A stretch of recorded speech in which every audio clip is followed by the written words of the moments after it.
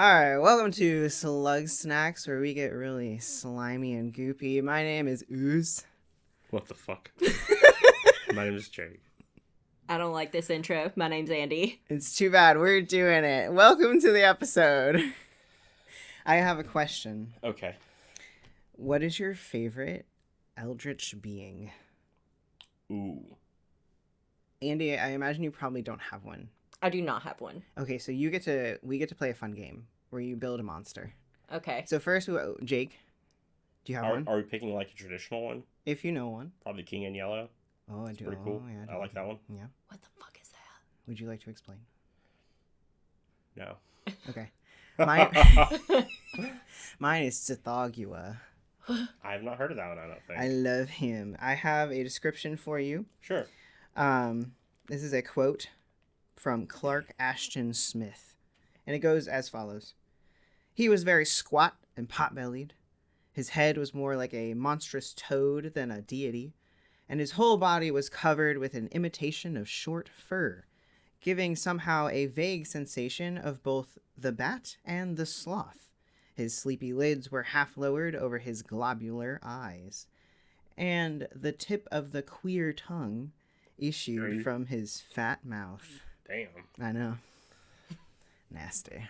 What the fuck? And since you don't know any, Uh-huh. you get to build a monster. Okay. Real quick, just the King in Yellow is actually a play, not technically a creature, but same thing.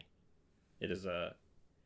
It is kind of a creature because it is summoned the King in Yellow, I believe, but it's a play that drives you mad if you read it. Yeah. Oh. There was a video game about it where you get to date the King in Yellow. Was that the one where it's like the Cthulhu lady? Yeah, it's a sequel to Sucker for Love, which is the Cthulhu one. Yeah. I have not played that game, but I did edit a video of it for a YouTuber, a playthrough, and it's pretty funny. I know Markiplier played it. I'm not gonna mention who this was because I don't think they make videos anymore. That's okay. So Monster Maker. we will start. We're gonna put bits together. Okay. Head. No, quick, head. Bird. Okay. Torso. Bird. Horse. Arms. Frog. Legs. Go. Pig. Okay. Okay. You guys keep doing what you're doing. I'm gonna get up. I'm gonna sketch this real quick. Okay, I'm so excited. Wait. Why don't I draw it? No. Oh. Because you're gonna try to make it good. Yeah. Yeah, no, it deserves to be good. Maybe someday, but the first drawing, it has to be like a child did it with crayon. Whoa. Ed Man actually beat it bad. Okay, alright. So, now that I have your favorite monsters, we're going to come back to why this is important. But first, imagine. The year is 1858. Your only mode of travel is horse, train, or boat. We don't have phones, and the ability to harness electricity is still in its infancy. I want the train. You don't just get... You get the whole fucking train. horse frog thing, dude. You get the horse, frog, pig, bird. Don't look. Don't look. The telegraph was invented some 20 years ago, and some people still believe that bloodletting can cure them. It's a strange time. Most importantly, the theory of evolution is gaining momentum. So, there is a paddle wheel steam frigate, the HMS Cyclops. It is of the Royal Army, although at this moment of time, it is actually one of several ships that are sent out to survey and measure the Atlantic Ocean, because they are going to lay down the longest telegraph lines known to man. It is going to go from Europe to America. In the water? Yeah, yes, under the water. Okay. It worked briefly. What happened? It didn't work very good. Did a shark get it? No, it just wasn't built well. I bet it was that iceberg that got the Yeah, Titanic. you're right. It was. one and the same. He's after all of our shit. So, there's a man. His name is Thomas Henry Huxley, but he refers to himself as Darwin's bulldog. Boy, does he love evolution. He has instructed this crew on the HMS Cyclops on how they need to collect a sample from the floor of the ocean. And he tells them they need to preserve it in alcohol. Mm-hmm. Eventually, this sample comes back and is returned to Huxley, who has done this as a favor to his friend, Ernst Haeckel. Everyone has stupid names during this time, by the way. And in that, my dog's eating shit off the floor again. I don't know what it is. In that sample, there is a strange blob. A slime, if you will. And this slime, to Mr. Haeckel, has proven his theory that all life comes from the primordial slime on the ocean floor. Except, That's the dumbest fucking thing I have ever heard. Except it's total bullshit. Exactly. But let me tell you a little story about the primordial slime and why it's total bullshit. So, Haeckel and Huxley, as I've mentioned, big fan of Darwin and his theory of evolution by natural selection. So, just to quickly review the theory of evolution by natural selection, in case anyone is confused. All of this states is that the creature that is most equipped for survival, they're going to survive. And therefore their genes, their genetic code, their whatever thing has helped them survive is going to be passed on to their offspring. And therefore, those traits will continue in the line of evolution. Yada, yada, yada. Stop looking. Stop cheating. Quit. I'm not cheating. You're cheating. You're cheating. Stop it. Ugh. And so the weak traits are going to die out. All right. So that's our theory of evolution. Oz. Yes. Why am I blind? Why can't I see? Because humans decided to get in the way of their own natural selection. Oh. And Because we make glasses? Yeah, so we decided we're going to be doctors first. I think, honestly, that, the human race probably would have turned out very different if we didn't, do medicine. You know? If we just, weren't capable of medicine. You think so? I mean, some things are, a genetic accident. Mm-hmm. Mutations. I mean, shit is always going to happen. But, I don't know. I think it's possible, maybe we would be more well-equipped.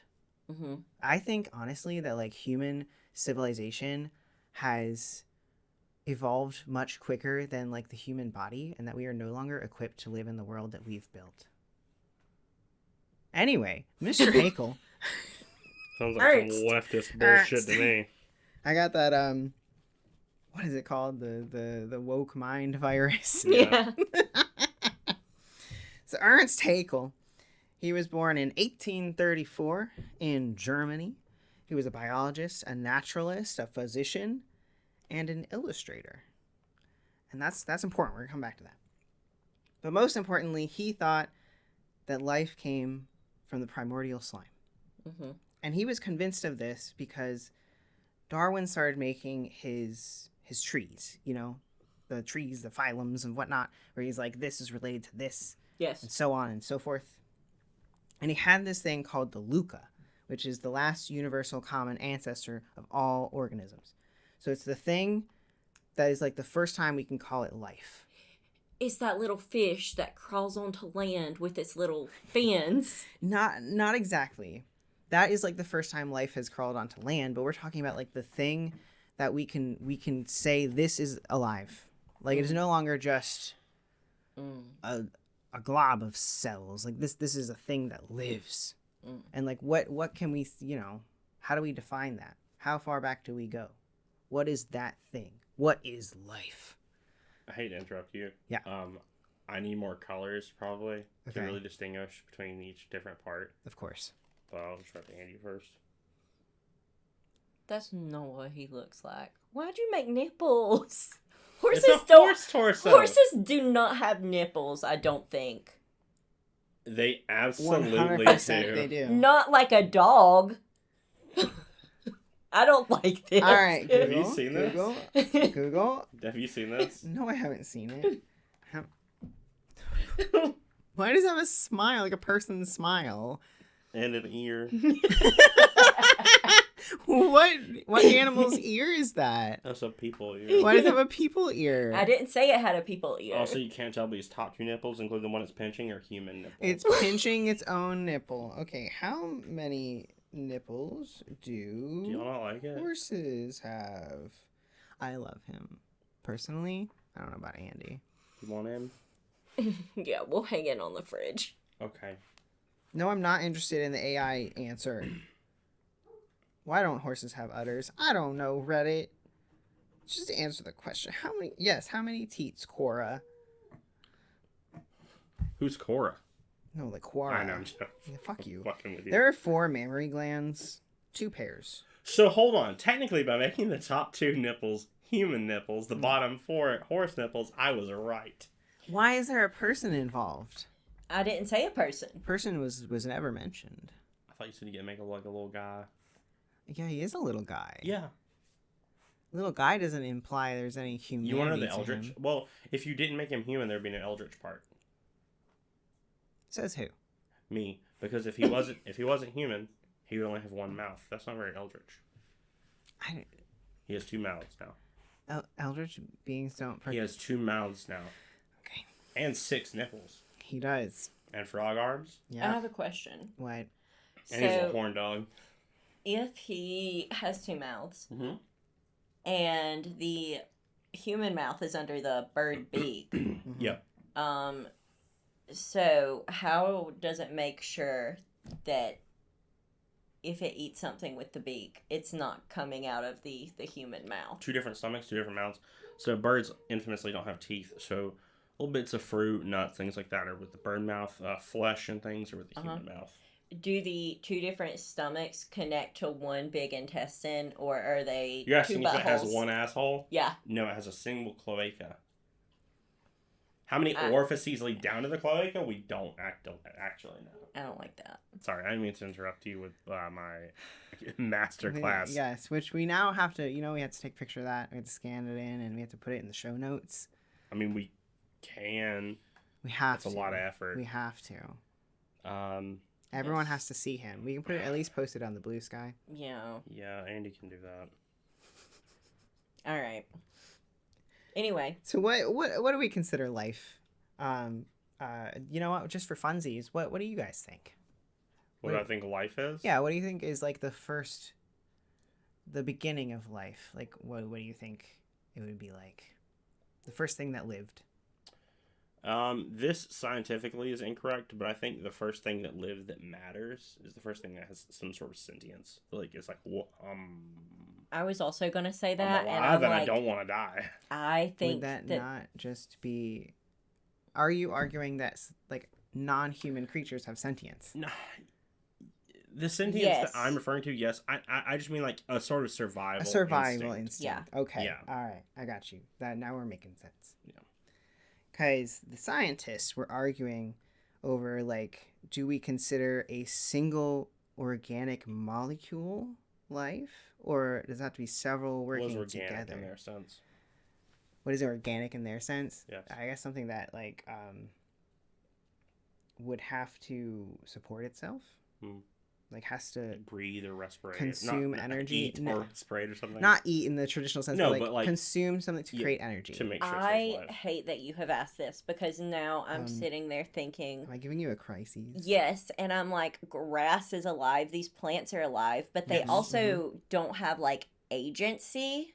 Yeah. So, Mhm. uh-huh, Mhm. uh-huh, Good job. all right. I don't like this They question. do though have some sort of survival instinct. They do. Are you talking about how the grass screams to the other grass when you cut it, and that's why it smells like grass? No, just that it, like, photosynthesizes for energy.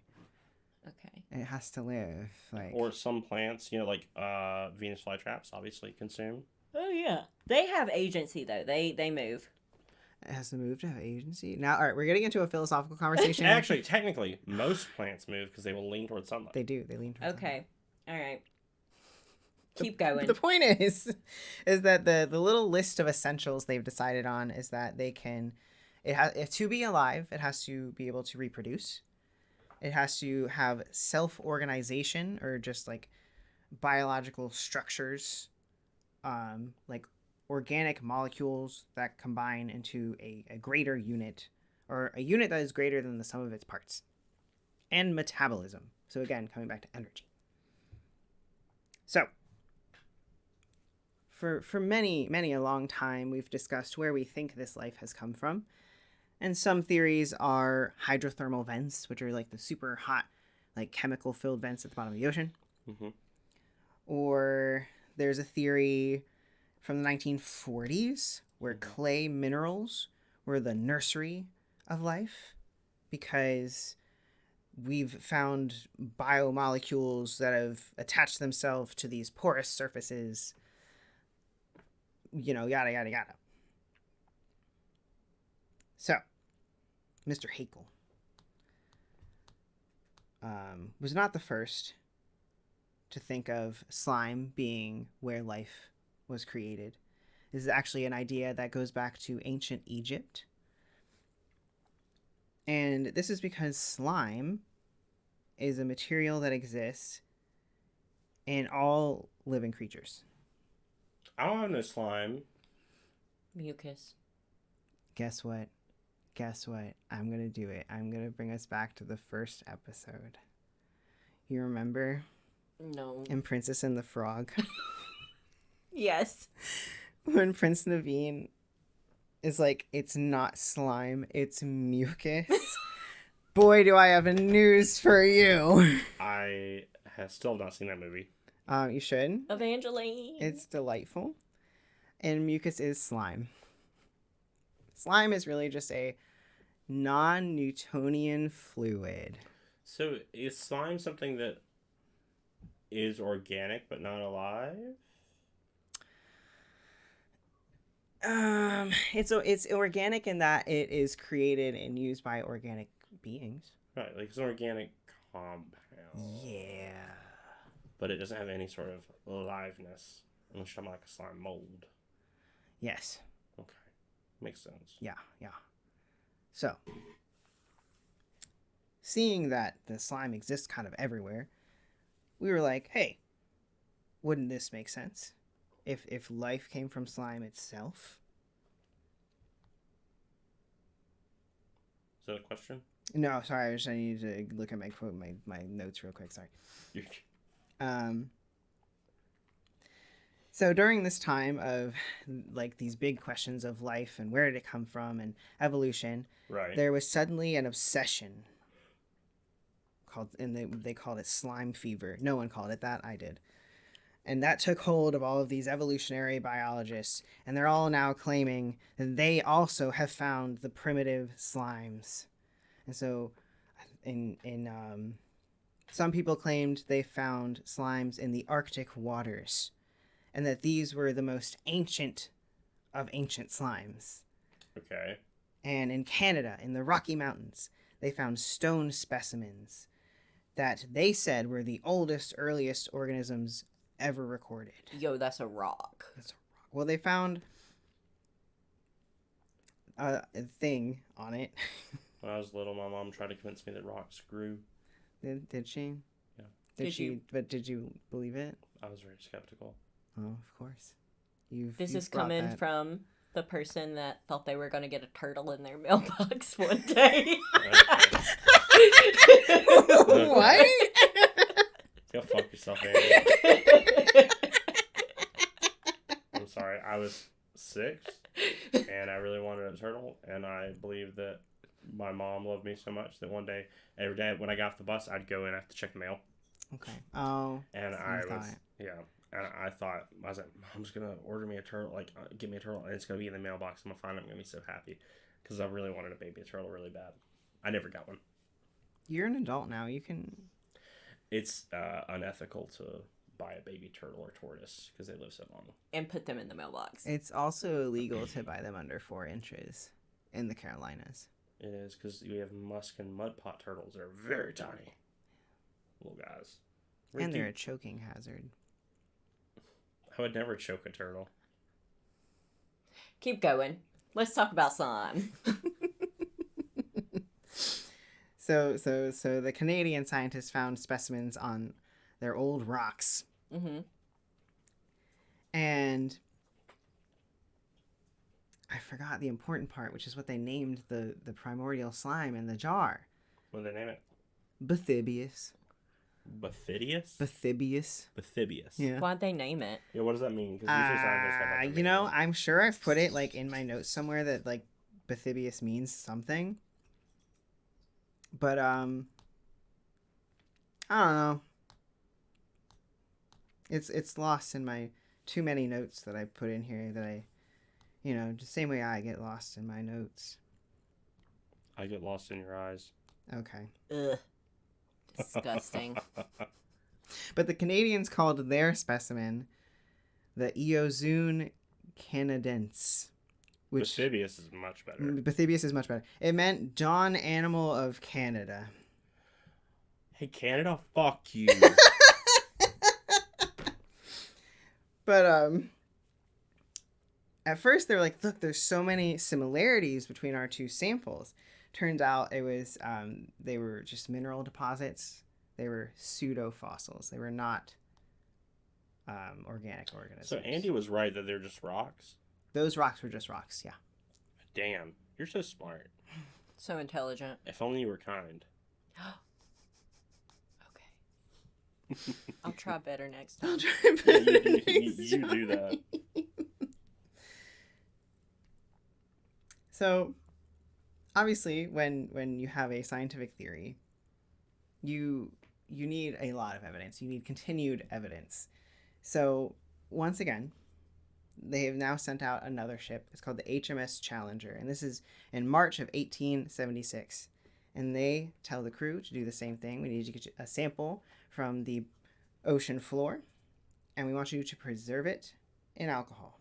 Bathybius number 2. Bathybius. Bathybius. This time, I believe Mr. Haeckel himself was on the ship. Because originally, Ernst. Mr. Ernst, they had just brought the sample back and gave it to him. And he's like, wow, the slime I've been looking for. This time, him or some other scientist was on the ship. And they bring up the jar from the ocean floor. And there's no slime in it. And they're like, that's odd. Where him go? That's very strange indeed. But they do as they're told. They put in their alcohol to preserve the seawater. And what do you know?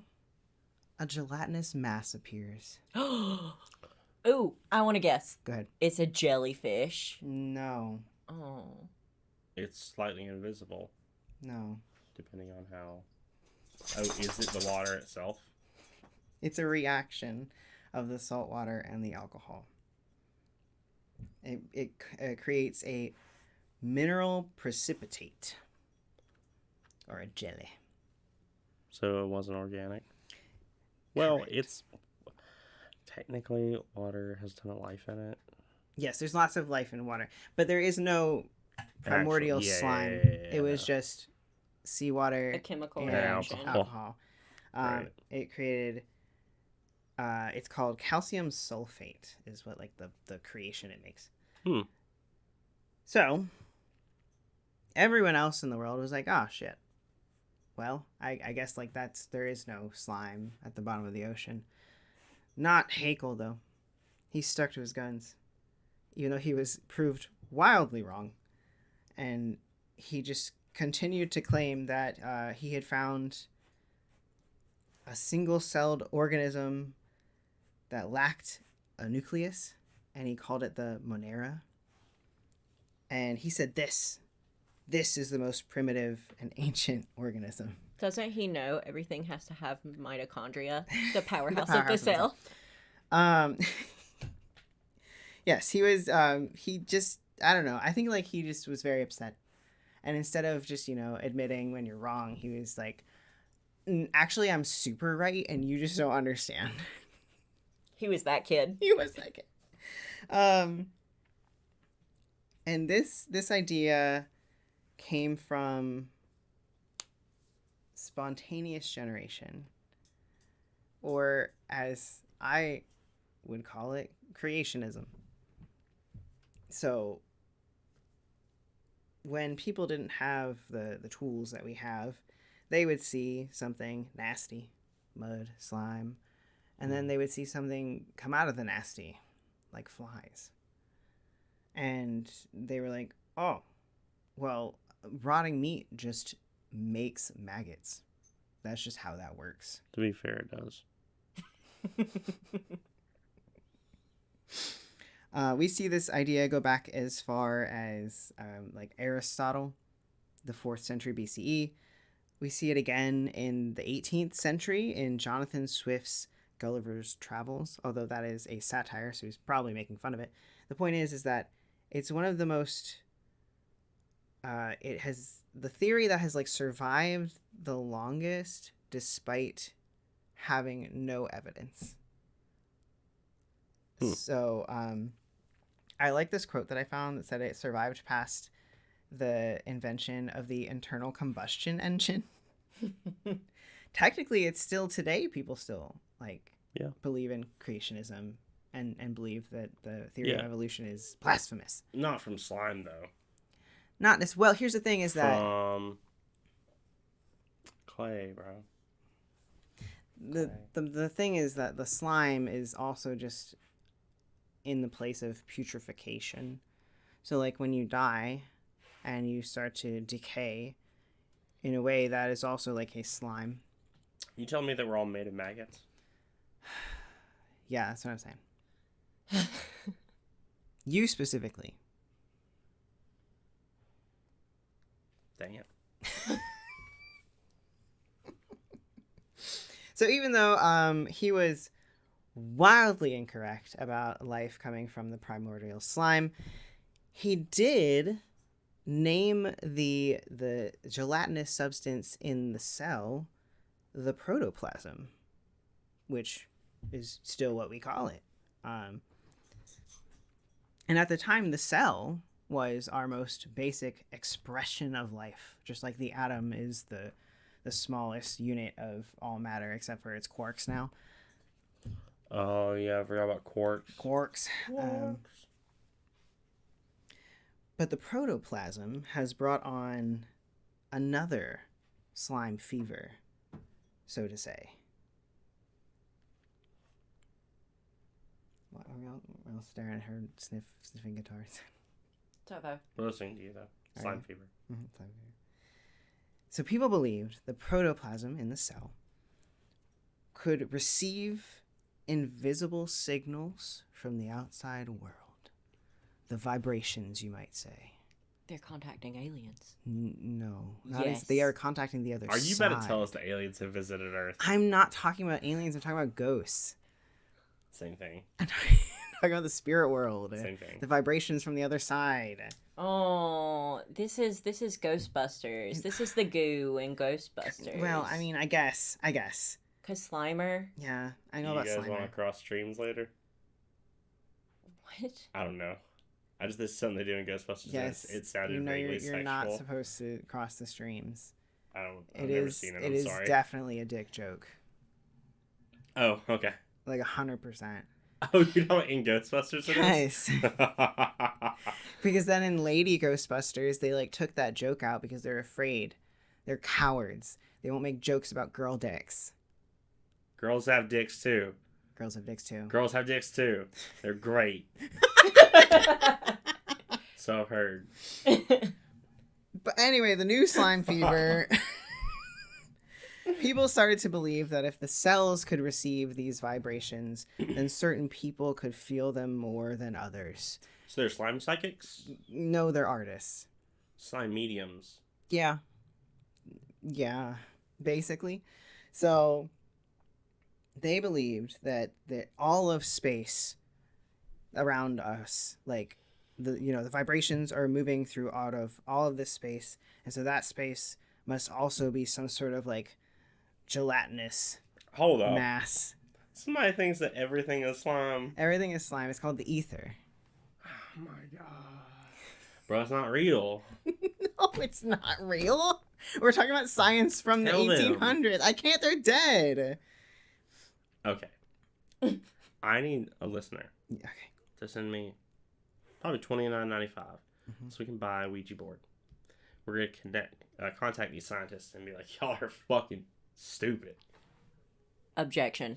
No, we're gonna do it in this Sustained. house.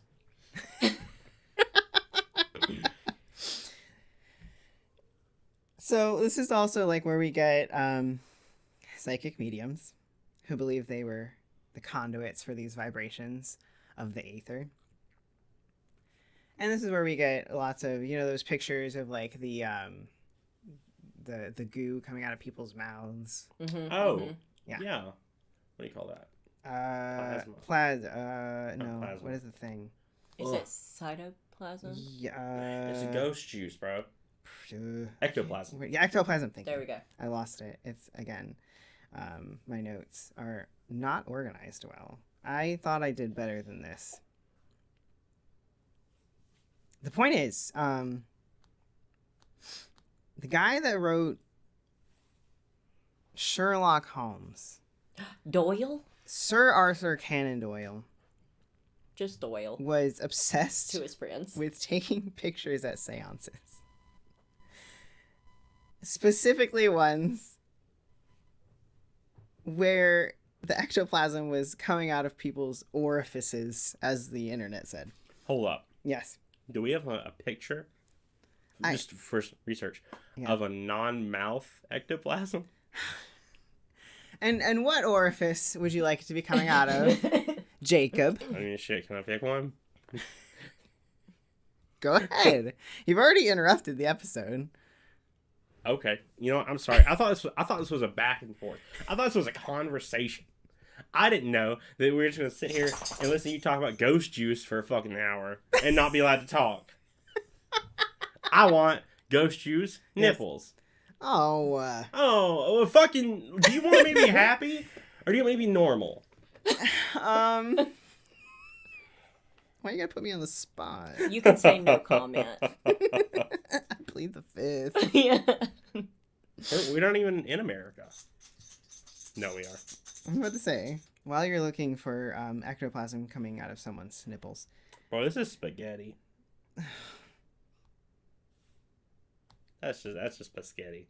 Ooh, that is yucky. But Oh, what? I found it out of not a mouth.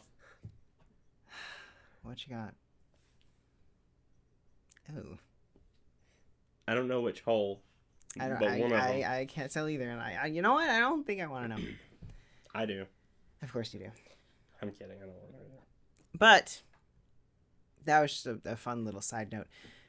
Earlier, I mentioned that Mr. Hakel was an illustrator. He was a very talented illustrator, and I will have to make sure to put a link to the article that has some of his illustrations, because they were not only very impressive to other scientists like Darwin, who got personal copies and loved them, but it inspired some popular writers like one Mr. H.P. Lovecraft. I thought you were going to go back to Doyle. No, Oh, we're done with he him? was excited about taking pictures of people gooping. And that's it? Yeah, Okay. he was a weird guy. Yeah. Yeah, he's Anyway, Lovecraft. Yes, the reason I asked The you... racist. Yes, intensely racist. The reason I asked you about your favorite eldritch being is because we are now coming to H.P. Lovecraft, the father of eldritch beings. So, he particularly liked, or perhaps loathed, slime. Because he wrote about it a lot. Specifically, when talking about the races of people he didn't like. Oh yeah, right. He was a big racist. Big racist, yeah. Because this all kind of folds back into the evolution thing. Because unfortunately, at the same time as we were discovering evolution, we were also making up eugenics. Yucky. Last thing, I'll let you give out your thing. Yeah, go ahead. For our listeners out there, there are more explicit pictures of ectoplasm exiting multiple orifices you can find online. I don't recommend it, but you can find them. Thanks. Back to eugenics. Anyway, back to eugenics. Your favorite thing. Don't. What, we've already called me a murderer last episode. To be fair, that one, possible. I don't think you'd ever be a eugenicist. You think? I think you could kill somebody, yeah. It's not a matter of could I, it's would I. Yeah, I think you would if you were pushed. I'd like to not. What if somebody was threatening to hurt someone you cared about? We're not making this podcast 120 minutes because it's going to get so dark.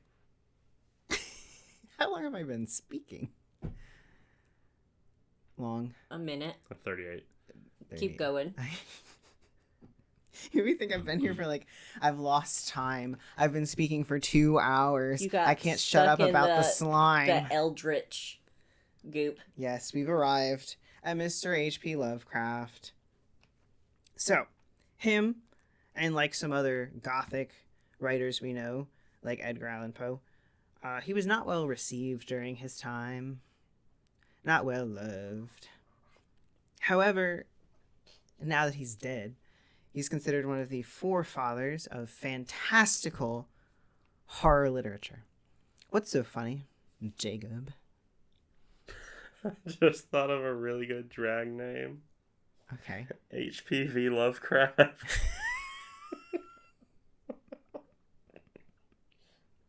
Sorry.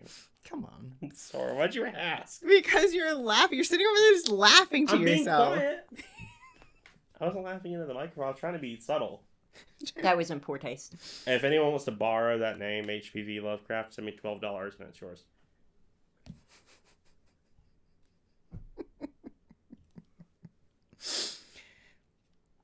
So, Mr. Lovecraft often described his creatures living in or coming out of slimy vaults or caverns. He also described some of the sorry, I'm trying to think of what are the slums of the city as slimy places.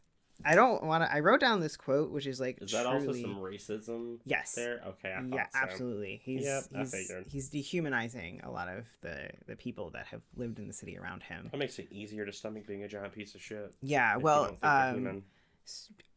so not to excuse his behavior at all, but I did learn while doing this research that his father died of syphilis. He died in the insane asylum, and syphilis is something that obviously it's a STD. You can share it that way, but you can also, if you're infected while you're pregnant, you can share it that way. And I don't think there's any confirmation that he had it, but his mom was really back and forth over whether or not she loved him. Oh, so he had mental.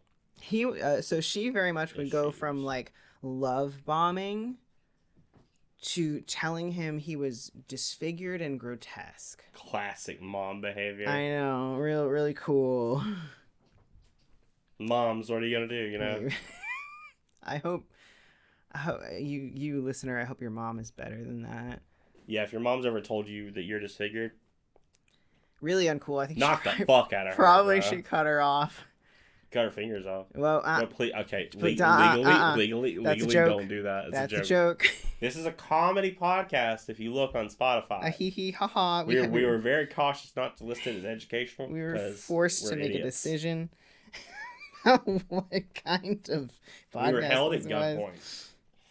Yes, but he refers to certain people as being vaguely molded from some stinking viscous slime of Earth's corruption. Yeah, it's his mom's fucking joint, you know. He is unfortunately a very talented writer. All this to say that the the wonderful illustrations of the little critters that Ernst Haeckel came about in his time inspired the horrifying writing of H.P. Lovecraft and a time of slime fever where people were very excited about the possibility of vibrations in the air and things from the other side.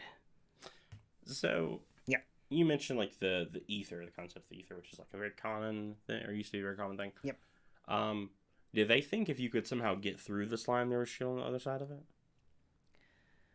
I think it was more of like it's the land of the beyond. Like you can only actually get there if you're dead, but that we could potentially communicate with this other through the slime. Yeah. Okay. That's stupid. Well, Just kidding. I'm just kidding. People listening in 1842. I'm just fucking joking. You're just making shit up. When did all this take place? It was 18. It started in 1858. Hey, I'm for a fucking shot in the dark. Not bad. Not bad. Not bad. I'm gonna give myself a little pat on the back there, metaphorically. You do that. So I'm sorry. I'm looking to see if there's any last things I want to make sure to mention here.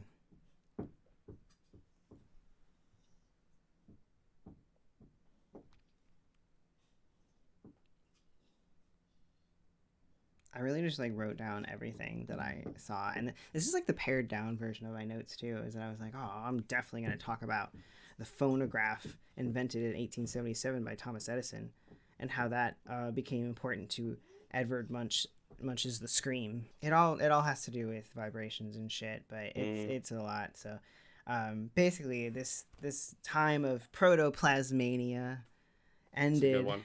Yeah. Protoplasmania would be a good band name. It sure would. It ended with the First World War. We still do seances and Seance. But Seance. a lot of that'd be a good drag queen name another too. one. Seance and HPV Lovecraft. Sorry. If we got anything out of this, it was 2 drag names. Yep. This is also where the song "Good Vibrations" comes from. If The Beach Boys? Is that the Beach Boys? Yeah. Are you sure? Yeah. Because that doesn't sound familiar. It's the Beach Boys. Don't fucking...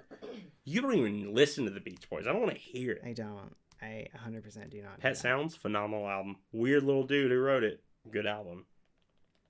That's what happens when you let someone who can actually write your fucking music for once.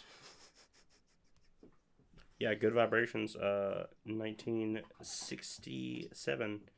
Apparently the song was originally going to be titled Good Vibes. Good Vibes. Wrong.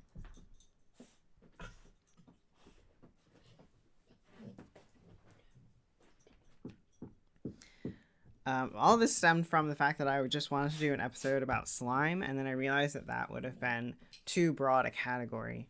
But if there is any other, like, slimy ideas people want me to discuss, I'd be happy to do so. I'm sure that someone will think of something slimy that they want you to talk about. I would love it. I would love it so much.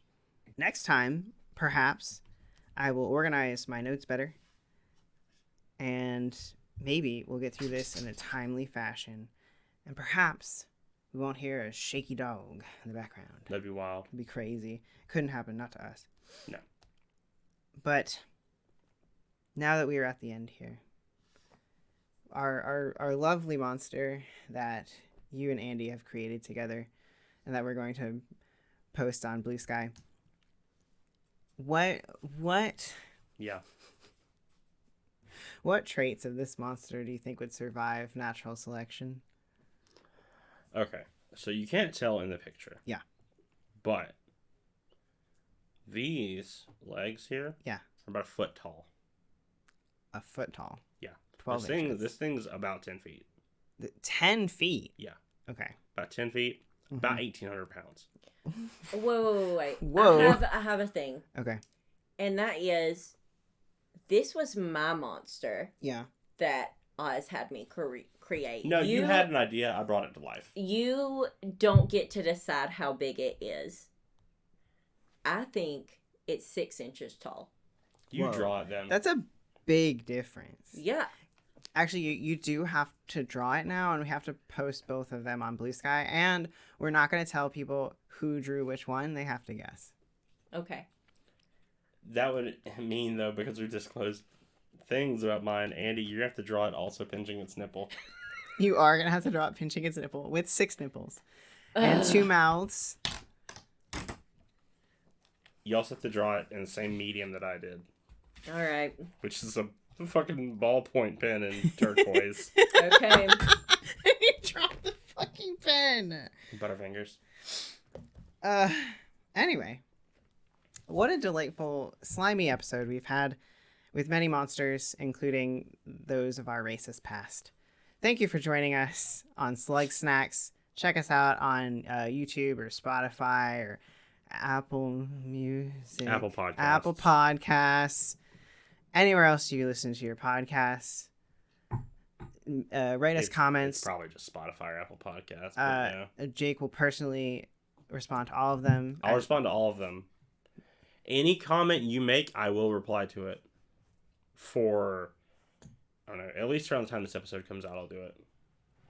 That's a promise. That's the Slug Even Snacks if we promise. fucking blow up, Yeah. and I have no shit, 100,000 comments, I will personally go through each one and reply to them. For this episode? Or all episodes? Are you Right is that now? a promise? Right now, any episode. Around the time this comes out, any episode. Oh boy. You heard it here, folks. You better get to it. Start commenting. The dogs are getting a little too hectic. We gotta get out of here. We gotta finish it up. We gotta wrap it up, folks. Bye. Bye. Thanks. Bye.